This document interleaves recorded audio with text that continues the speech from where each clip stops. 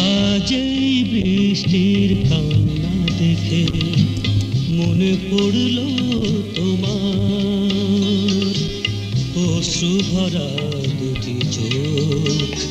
তুমি ব্যথার কাজল মেঘে লুকিয়েছিলে ওই মুখ।